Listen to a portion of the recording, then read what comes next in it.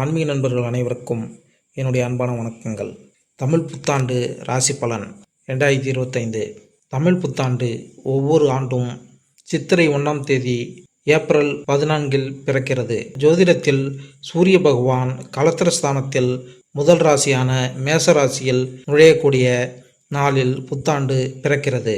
60 ஆண்டுகள் அடங்கிய பட்டியலில் வரக்கூடிய 47வதாக வரக்கூடிய விசுவாசுவ உலக நிறைவு ஆண்டு பிறக்க உள்ளது. இந்த ஆண்டிற்கான பொருள் என்ன? இந்த தமிழ் புத்தாண்டில் எந்தெந்த ராசிகள் சூரியனை போல் ஜொலிக்க உள்ளனர் என தெரிந்து கொள்வோம். தமிழ் புத்தாண்டு தொடக்கத்தின் போது சூரிய பகவான் மேசராசியில் பிறக்கிறார்.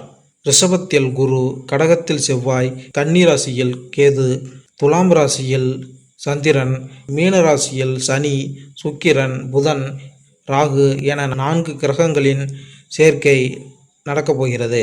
எப்படி புத்தாண்டு தொடக்கத்தில் கிரகங்களின் அமைப்பின் காரணமாக இந்த புத்தாண்டில் தொழில், வேலை தொடர்பாக லாபம் ஏற்படக்கூடியதாக இருக்கும். இந்த பதிவில் 12 ராசிக்காரர்களுக்கும் நற்பலன்கள், கெடுபலன்கள் என்பதை இந்த பதிவில் காண்போம்.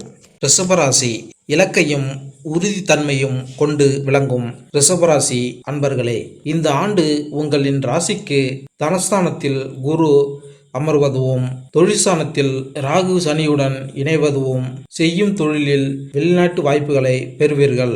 எதையும் முன்கூட்டியே முடிவு செய்து அதில் வெற்றி காண்பீர்கள். இந்த ஆண்டு துவக்கத்திலிருந்து 26/4/2025 முதல் ராகு தொழிற்ஸ்தானத்தில் அமர்வது உங்களின் தொழிற்ஸ்தானம் பலம் பெற்று யோகாதிபதி சனியுடன் இணைவு பெறுவதால் வெளிநாட்டு தொழில் தொடர்புகள் மூலம் நல்ல வருமானம் பெறும் வாய்ப்பை பெறுவீர்கள். ஆன்லைன் வர்த்தகத்தில் ஆர்வம் கொண்டு செயல்படுவீர்கள். பயிற்சிகளை எடுத்துக்கொண்டு நேரடி விற்பனை, நிறுவன பொருட்கள் விற்பனையில் நல்ல முன்னேற்றம் உண்டாகும். குரு வரும் 11/5/2005 முதல் தனஸ்தானத்தில் அமர்வது பொருளாதாரத்தில் வளர்ச்சி பெறும் வாய்ப்புகள் அமையும். தங்க நகை வாங்குதல், இரும்பு சம்பந்தமான பொருட்கள் மூலம் நல்ல வருமானம் பெறுதல், வியாபாரத்தில் முன்னேற்றம் காணுதல் போன்ற வளர்ச்சிகளை பெறுவீர்கள். தங்கம் வாங்கும் வாய்ப்பு சிலருக்கு அமையும். நினைத்ததை நினைத்தபடி உருவாக்கி கொள்ளும் திறமை உண்டாகும். பூர்வ புண்ணியஸ்தானத்தில் கேது அமர்வது நல்லதல்ல. இதனால் கிடைக்க வேண்டியது கிடைக்காமல் தடைப்படும். கொடுக்க வேண்டிய இடத்தில் தாமதமாக வந்து சேரும். இதிலும் சுயமுயற்சி நல்ல பலனை பெற்று தரும். ரிஷபராசிக்காரர்களுக்கு ஜோதிட சாஸ்திரம் கூறுகிறது, போராட்டமான சூழல்கள் அனைத்தும் உங்களுக்கு நிவர்த்தி அடையும். அனைத்து காரியங்களிலும் உங்களுக்கு வெற்றி கிடைக்கும். பல்வேறு விதமான நல்ல பலன்கள் உங்களை தேடி வரும். நீண்ட நாள் ஆசைகள் அனைத்தும் நிறைவேறும்.